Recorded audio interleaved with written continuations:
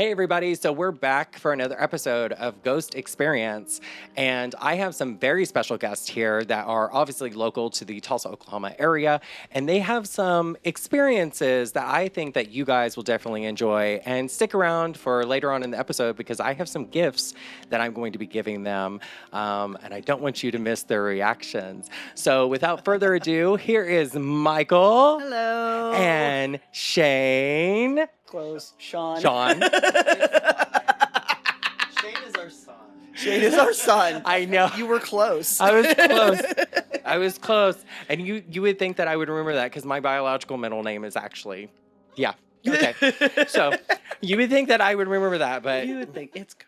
So, okay, so on the survey, you guys had mentioned that you guys have had experiences of knocking, growling, objects falling over, glasses breaking, and Yes. unexplained howling outside. Yeah. So let's go, let's It's an active piece of land. it's an active piece of land. It's a very active piece of land. So let's deep dive into this because obviously this whole podcast is about spooky stuff. And so who wants to go first on telling their experience with this? Well, I guess I could start out with, I don't know, I guess the night that it was the first night we stayed there. It was the first night we stayed there. We had actually just moved in. My mother was still alive at the time. Mm-hmm. And we didn't have our bed yet, but we had like air mattress thing. And we're going to bed, and this one goes to the bathroom, and I'm by myself in the bedroom. And like all of a sudden, like I'm kind of going to sleep, and I felt something jump up on the bed. Mm-hmm. We have a cat, but the cat was still at the other house. Cat's not here. No animal, like, yeah. And so I kind of looked over, and I even started feeling like I'm thinking, okay, something fell, something moves, and there's nothing there. And so I kind of sat there for a second, and I was like, okay, so if there is something here, I can't see you, I can't hear you, but my husband can. Like, he sees, entities all the time, and he speaks to them and stuff. So if you stick around for a little bit, he might actually talk to you. Within seconds, something literally, like, hit the bottom of the bed, and hit it hard enough that it jumped. It just kind of froze for a second. I was like, oh, cool. Okay. And so now I'm like, will you hurry up and come back? Please hurry up and come back. That would be enough to make me crawl out of my skin. I was just sitting there. He finally comes back in and he sees me and he's just like, are you okay? And I'm like, there's something here. Please talk to it. please do what you do. So would you say that like you're like a medium? Like you're in tune to the spiritual realm? I'm definitely in tune. I have a lot of clairs. Clairaudience, clairvoyance. So I have a beautiful array of tarot cards. Do you use tarot cards? Okay, so maybe we can diddle daddle a little bit right afterwards, and maybe you can answer some questions for me. So basically, you had an entity that basically made itself known, said, "Hey, I'm gonna sit with you here on your bed," Yeah. and it was just like, oh, hey, I'm gonna respond. Hey, at least it was one bump and not three. That's true. It was just the single bump, and it was like it was just going, okay, cool, I'll wait. And so he came in, and I don't remember what happened after that because you kind of took over. And I mean, for those out there that don't know the difference or the significance between 1 or 2 or 3 knocks, is usually 3 knocks is the mocking of the Holy Trinity. Yes. 1 or 2, it's fine. It's a good interaction. It just lets us know that you're here. But 3 knocks, not so much. Now the growling part, I'm a little concerned. I was gonna say he's heard the growling in a couple of places on and I don't know. You'd have to talk to him because I wasn't there for the growling. He just told me about it. Also along like the banshee scream. That would That was along with the howl that we heard because we were sitting in the living room and just sort of, and it was very distant, but not. and it was this very inhuman, but definitely not an animal howl. Right. And I remember looking over at him and being like, did you hear that? Like, I'm not the only one who heard it, right? Like, right. And of course, he's like, yeah, I heard it too. And we actually went outside to kind of look around. Of course, we don't see anything. But that was pretty wild. But around that same time is when he would hear the growls. It's also when the wine glasses shattered. So, and that's just like abrupt, right? Yes. Yes. Yes. Yeah, they were. I was doing dishes. Yeah, it actually happened while he was doing the dishes. There was a wine glass that was sitting on the rack, drying rack, and I went to go turn the water on, so I'm not even touching the glass. And as I turn the water on, I see it. I see it. Physically watched it. And it just right into the sink and shattered. Shatters, and I'm just standing there like, yeah. That was Michael's good glass. It was my favorite. It actually had my name etched on it. It literally was my... Well, and that might be significant too, because whatever could possibly be within that environment could see that, hey, that glass meant something significant to you. Yeah.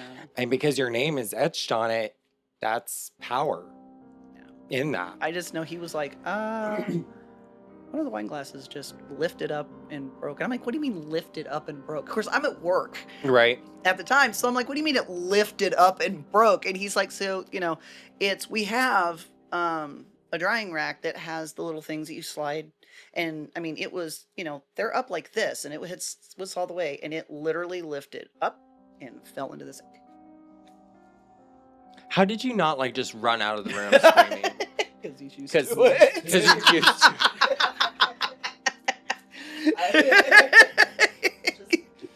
A lot of things happen around me, and I've just gotten to the point where it's like, all right, let's figure out what it is, what it needs, what it wants, and if I can help, then I will. Mm-hmm. If I can't, then I will let it know. Right. So the growling and so basically that was basically almost like a banshee experience. Yeah, it was all about the same, I don't know, what would you say, month or couple of weeks or whatever. And this is all in the house that you guys just moved in. Yes. So yes. So you said it was a special piece of land. Have you looked at the history? It's my family's. So my great Aunt Allie and her family came over to Oklahoma. He sees Allie. Came to Oklahoma in 1900 in a covered wagon. Wow. They settled on that piece of land. They built the house that's next door to us in 1910. That was the house she grew up in. It's the house she died in. And then in 1930, they built the house that we're in. So both plots of land, that whole section, belongs to my family. So it always has. Have you looked maybe to see if it's anything connection to Native? I haven't looked back that far now, although it wouldn't surprise me considering it's Bixby, Oklahoma. It's it's old land. So it honestly wouldn't surprise me, and being right off the Arkansas River and stuff. Right. Well, so I have a couple of investigations coming up, and one of the things that I would love to have is somebody that's clairvoyant or a medium. But here's the thing. So if you want to come to the investigations, that would be great. I'm not going to give you any type of information as to it. So whenever you come in, whatever feelings or anything that you see, hear, or feel, you're able to just tell us. And the bonus and the beautiful part is that it will confirm for you what you already know and for everybody else, because anything that you say or have feelings for, if it matches up with what we already know is going on inside the house, that's you know what I mean? It's mind-blowing. Oh, he's already done that to me once. Yeah, but you did it to me the moment that I knew that he wasn't lying to me, because of course everybody is skeptical a little bit, because he would be like, there's something standing behind you, and I'm like, what? No, there's not, but he's not from Tulsa, he's from Arkansas. So this, yes. So he's not from around here. He doesn't know most of our history. And we were actually going to a local bar, and we drove by the old Lee's Chicken Building. Now, those of you from Tulsa know the history behind the old Lee's Chicken Building. Here, can I switch out your microphone? Because for some odd reason, your microphone decided to like... It said not today. Your microphone decided to die on me. Oh, no. Like I was hearing you perfectly. You're good. Like I was hearing Are you you draining them again? I might be. Stop that. Sorry. Listen, there's so much technology in this room. So at this point, I'm surprised you're not like a glowing like apparatus. Kind of feel more energized. Right. So. Well, I mean, literally, it's so crazy because like what the other day, my spouse, he made a comment. He was just like, well, if our electricity bill is high, I know which rooms to be to blame for it. And I was like, well, let's test that. I'm going to go take a power meter and I'm going to test at the breaker box because this room is separate from the rest of the components in the house. And I was like, I guarantee you it'll be lower than, the rest of the house. I go over there and he's just like, what does it say? And I was like, I don't know. I forgot how to read. And he was just all like, uh-huh. Yeah, he's like, uh-huh. It's exactly what I thought, isn't it? And I was like, I don't know. It died. It died. I know nothing about it. No, Like, nothing. It's broken. It's not working anymore. I don't know what happened to it. The cord sporadically got cut. You can't read it anymore.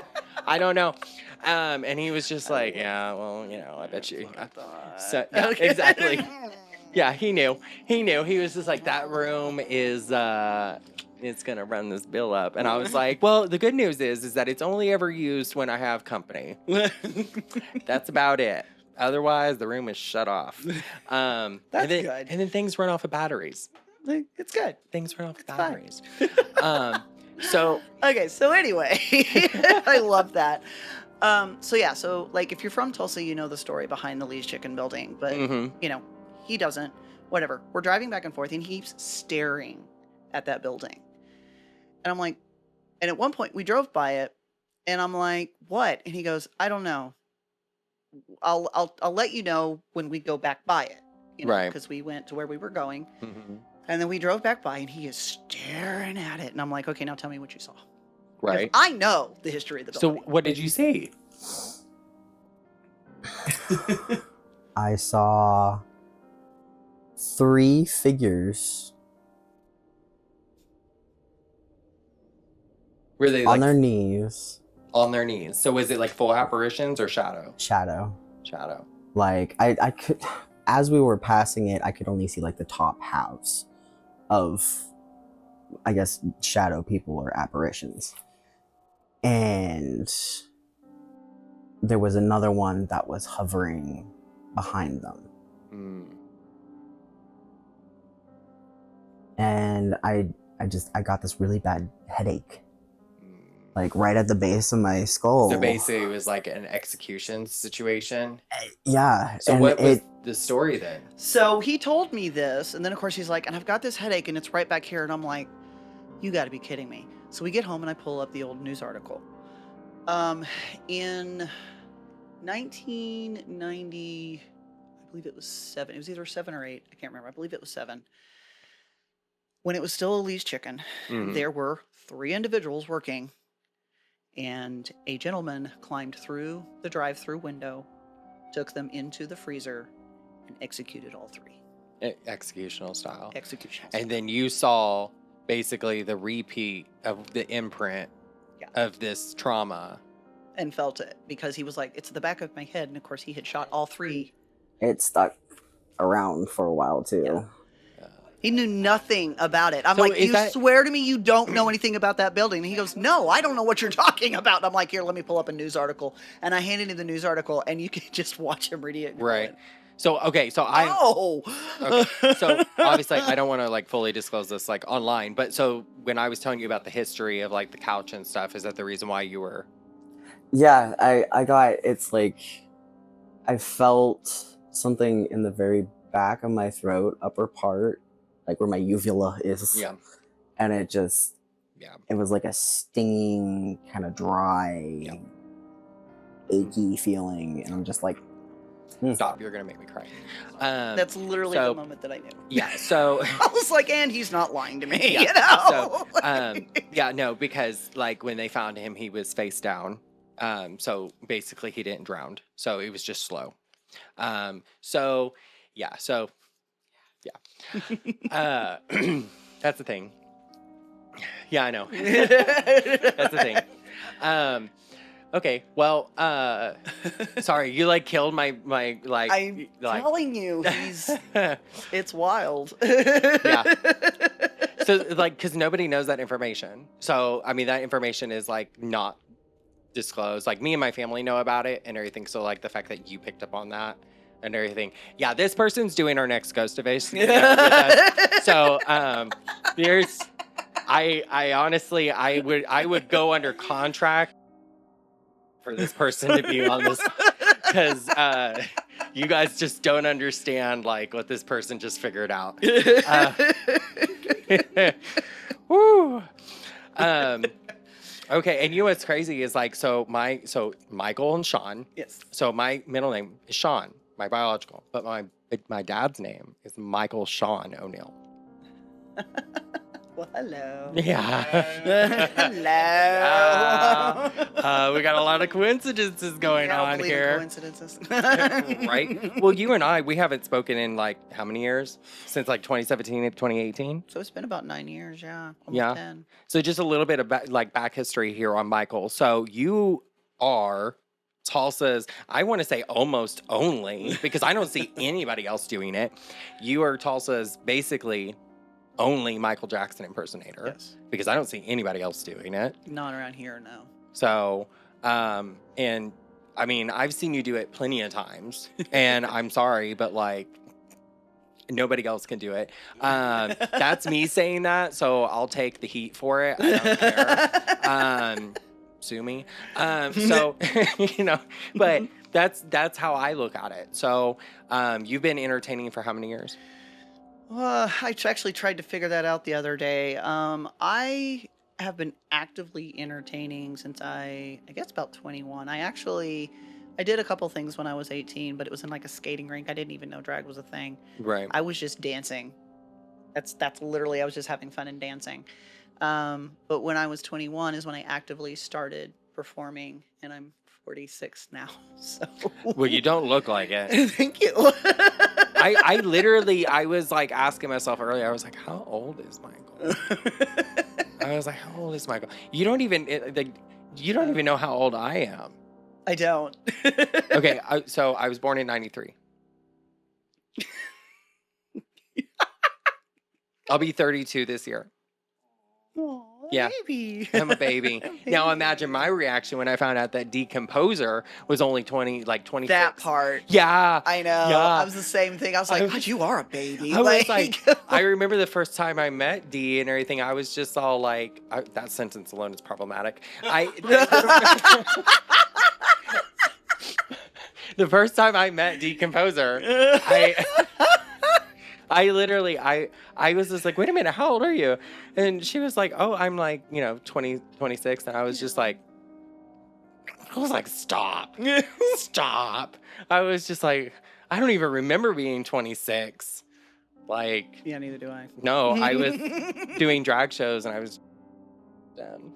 So, but okay, That's a so true thing. have you guys dealt with anything like as far as like, demonic, other than like spiritual activity? Because some of the things that you've described as far as like breaking glasses, hearing screeching, growling, the growling part, and then the breaking of glasses, like, I mean, Is a for little me, creepy. red bells, So these things started right after my drag son.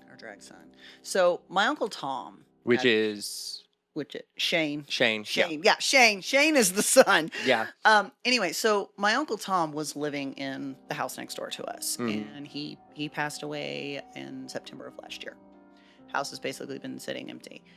My aunt, which is his sister, kind of told us, hey, if you we go through the building in the back, because he's got this building in the back that's just full of stuff, you know, like if there's anything that you may want or something, you know, just kind of, you know, like, look, we got to start going through this stuff, you know, because my Uncle Tom had a booth at the flea market for years.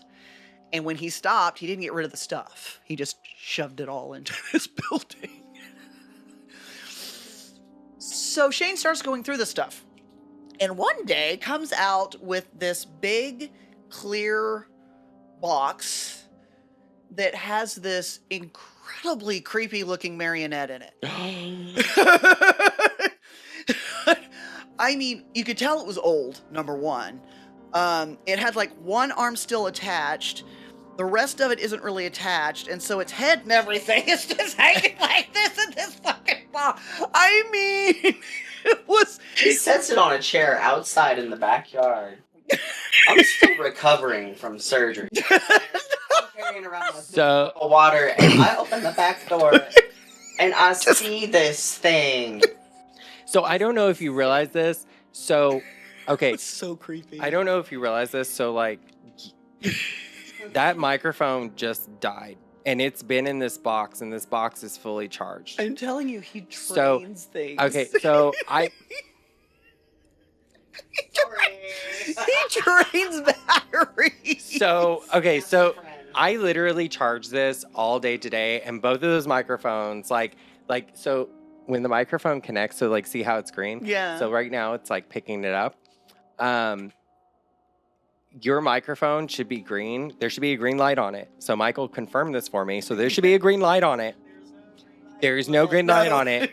So you've killed it. So what I'm gonna do is, because we're edging close to like the 30-minute mark at some point here, and I'm gonna hand you a candle. Well, hang on to the candle. And if that candle starts to die, it's definitely you're banned from my show as far as touching anything electrical. You're not allowed to touch anything electronic. Okay.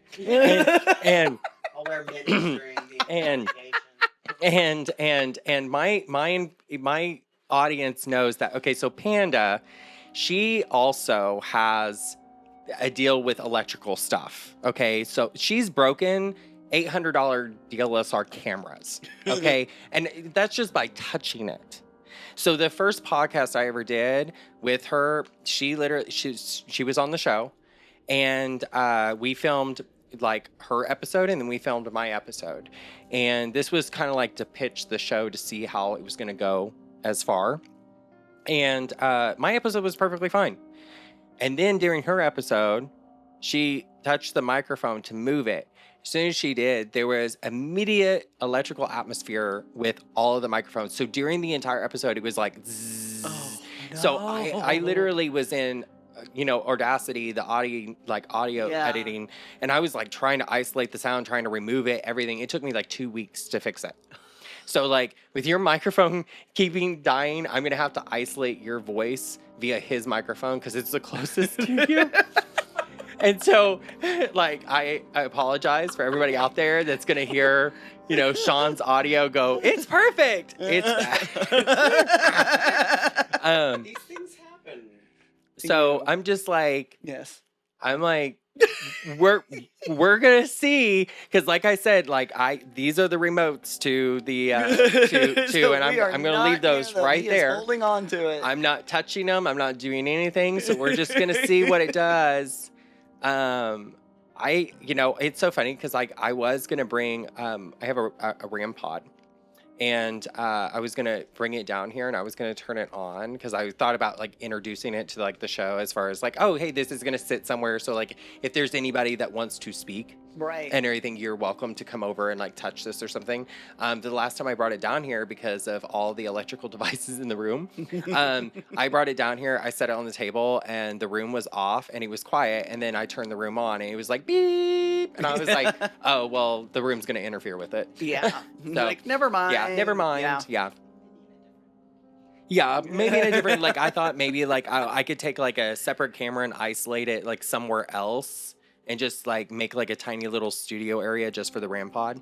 Yeah. And just be like, okay, well, we have a RAM pod over here, but it's not in the room with so it's not in the room. Yeah. Its own Too much going on. So, He's just, he's just, oh, like, I don't know what the. okay, so I do have some gifts. I have some gifts. Are you eager for the gifts? I'm always eager for gifts. Okay, you're eager for the gifts. Okay. So, gift number 1, because you had mentioned on your survey, I'm trying not to rattle the bag so much. You had mentioned on your survey, let's see, that basically art, drawing, and painting. So, I got you a sketchbook. Got you a sketchbook. Love that. And then, Love it. and then let's see. Oh, I picked these up as well. Chips. I I have a thing for chips. Chips. Oh, but here's the thing, though. There's something else that goes with those chips. Oh, there's something. There's something else that goes with those chips. But hey, when you're drawing, you're also gonna need. Yes. Ooh. And hey, and you know what? I didn't leave you out either. Oreos. Not sponsored. Not sponsored. And everything. So we got those, but there's also one more thing real quick and everything. Hey, Daniel, can you come downstairs? So we have one more thing that's on its way. It was like, I mean, my husband liked Oreos. Like Oreos. Yeah, no, I was like, because It's I thought true. to myself, I was like, well, I don't know if like Michael and Michael's spouse is going to be on the show, or if it's just going to be Michael. And then I was like, you know what? I think I need to like change the survey and like specify, is this a 1 or 2 interview? Like, Oh, I had to bring him. He's the one that does most of the. You've seen it. yeah. You know. I mean, you killed both of my microphones. killed both of the microphones. We talked to things. No, it's fine. I All think the time in our house. honestly, like I love, things. I love things like this. And so that's the reason why I was just like, it's crazy because like I've had that experience with Panda, and Panda actually, she doesn't call them her attachments, but she has 2 spirits that hang around her, and they've been with her whole life. And so she communicates with them. They do things. I've seen it happen. Her spouse, Drew, which actually his house is what we're going to be investigating. Cool. Okay. So, and there's 3 entities inside the house. I'm not going to give you any other information. Because like I said, I want you on the show. And It's so, like you gotta yeah. be a bit more specific. So yeah, no, I definitely want you on the show. So whenever you come down, like, so, it should be interesting because, basically we're going to be doing an 8-hour overnight investigation. Fun. Yeah. So we're going to be doing 8 hours, and we're going to do separate investigations and then a group investigation. So what I will do is probably with you first is I will have you go into the house. I will have a friend of mine. She's going to basically be like cameraman, essentially. She will follow you through the house. You basically talk about your experiences, what you're feeling, etc. Give whatever information that you are having to the camera, to your experience inside the house. And then afterwards, me and the rest of the crew will go in, and Drew and Panda, they'll be there with us on that investigation. So, and once we go over your footage, then you'll do the overnight investigation if you want to. So, and then the one-on-ones will give you pieces of equipment on your own. So then you can just kind of sit around, interact, talk, etc. Yeah, And then we'll go from there. Love that. Mhm. I mean, we practically do that now. We have the little things on our phones, and when we hear something or feel something, we like pull them out and we're like, okay, what's your name? What's your name? Yeah. What do you want? What do you see? We had one the other night that apparently was in our closet. That's my worst nightmare. We're I not entirely sure that it wasn't. Well, I mean, the closet is my worst nightmare, not what's in it. I mean, I just don't want to, like... Did you see how that went right over my head? Just Sorry, like, well, no. whang, no. It's fine. I just, the second you said something was in the closet, I was like, well, that's my worst nightmare is the closet, not what's in it. Because, and what's so crazy is you mentioned that because that's actually a part of a little bit of what's going on over there at that house. Gotcha. So just Yeah. We talked to it, but it was like it started saying things like ungodly and stuff, and we're like, oh, okay, are you a like church? You know, you like, you know, Right. did you go to church? Are you a church woman? And it came back and said assuredly. And so we're like, okay, neat. But then it kept saying ungodly, and then it like when we started really questioning it, it got real quiet. So do you, I think it was pretending to be. I think it was something else. well, I was thinking, Yeah. do you think that it might have been somebody that was like maybe unappreciative of like your lifestyle or whatever, like a spirit that just felt like, oh, type thing? No. What? I know who it is. Oh. Yes. Fair enough. Fair enough. Yeah. He's the type where if you say his name, he will come. Yeah. You don't want to manifest Okay. him. So, malevolent? Eh. Okay, so here's your other gift. Oh. Daniel's bringing it downstairs, and it is a whole list of cheese. Cheese. Extra Yeah. sharp. What? You see how he just took that from me? Did you see how? Really? He said it's going under the shirt. It's mine. I love you. 4 different cheeses. There's 4 different cheeses in there. Oh my God! Thank you. Ooh, Asiago. I love Asiago. Okay, so we're at the 31-minute point. I love your guys' stories. And I mean, well, not stories. I mean, they're factual because they're experiences. So if you guys ever have any more, give me a call. And everything, literally, just give me a call. We have them every day. And everything. Well, if you have something that's like crazy, write it down and everything, and shoot me a message and just be like, "Hey, we've got a story for you." Like, and I'm all ears. I'm all ears.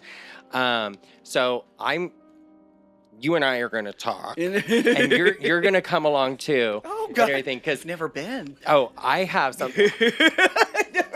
He's been on like ghost hunts before. I've never been. So I think what I want to do is there is a room in this house that particularly even I'm terrified of going into. And I think what I want to do is give you a voice phenomena recorder and a REM pod and have you go in there. And have you ever done a seance? No, I have not. Do a salt circle and call on them? I've done that before. Yes. Would you be willing to do that? Ooh. Can you be our priestess for the show? Yes, I will be your priestess for the show. Amazing. Okay, so you guys can definitely be looking forward to seeing Michael and Sean for that experience, because I'm down for it. That is the whole point of Ghost Experience, is that we're able to talk about our experiences with paranormal, but then also go out and seek the paranormal and find that out. And that's what we're going to be doing relatively here pretty soon. And I'll give you guys that date, all that information and stuff. Awesome. So I love that.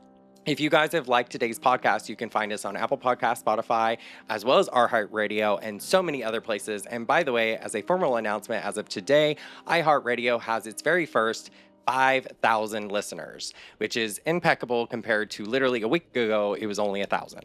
So, yay! So that is great. Congratulations. That is great. So I will see you guys in the next episode. Ta-ta. That was fun. I love that.